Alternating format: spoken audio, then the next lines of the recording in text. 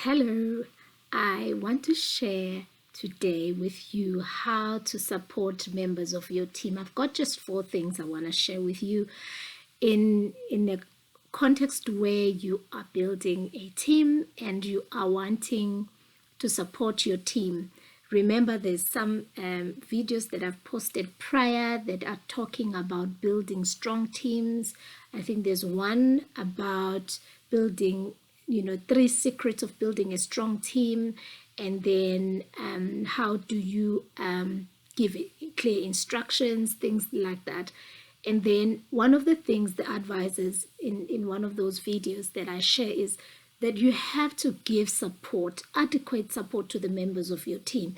And so I just want to open up and maybe just talk a little bit more on what does that look like. How does that look like for an everyday task for a manager or a supervisor? How do you give support to the members of your team?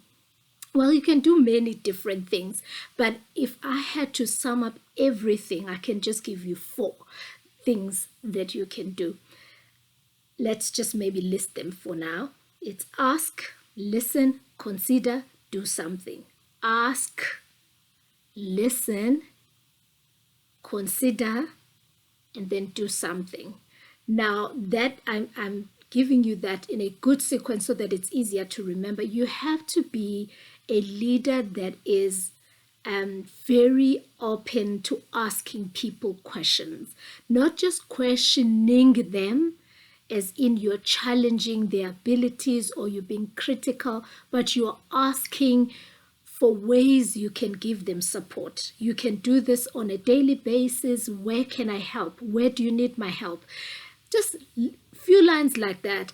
And be willing, the second thing, be willing to listen. Don't just ask because it's what you actually do to make people feel like you are present. This is not about trying to make people feel like you are present. You are wanting to be present. And so being present is listening. So depending on when you love to ask these questions, another person would say, I love asking these questions when we are having team meetings. And then people can just say, hey, I need help with this. And they're open to do that. Another person would be say, maybe I work in an office, maybe it's cubicles, it's an open plan office, and I can just do my rounds. Once in a while, I do my rounds and I keep checking on people. How are you doing? Where can I help? How am I doing? Where can I help? And as you do that, you pause to actually listen.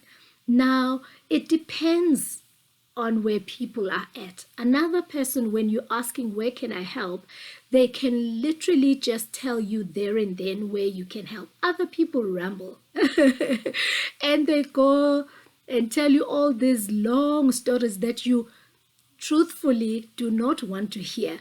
But the trick is, because you want to be present and be listening to people, you can then pause and say, why don't we maybe plan so that you tell me more about that? Maybe let's plan some time and you can tell me more about that if it's a long story.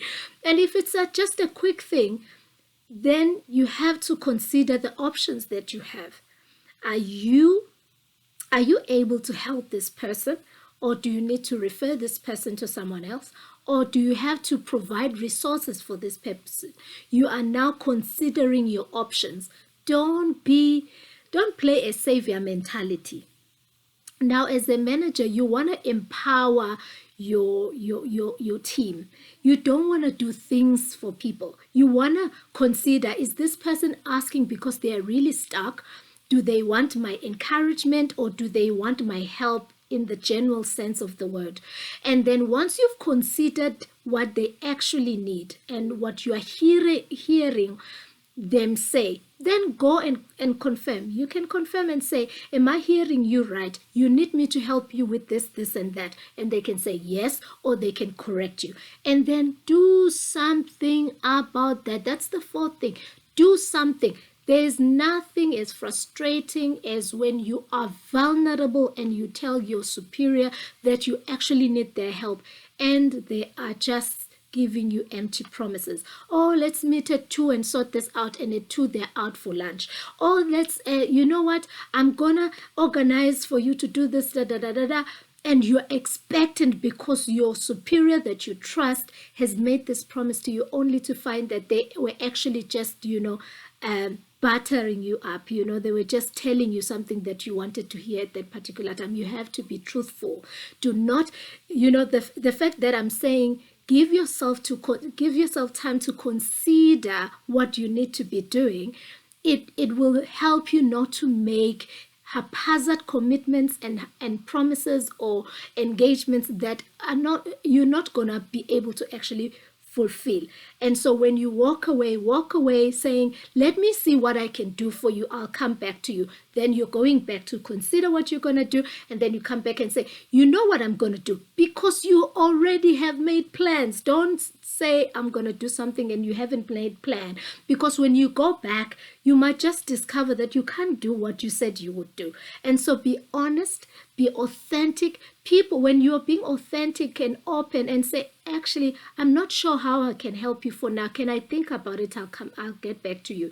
You know what? We're not in a position to solve this little problem. What do you think we can do? And people can think of other options themselves, because you also want to empower them. You don't want to take away their power while you're trying to help.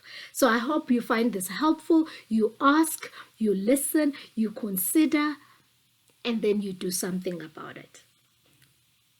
Peace out.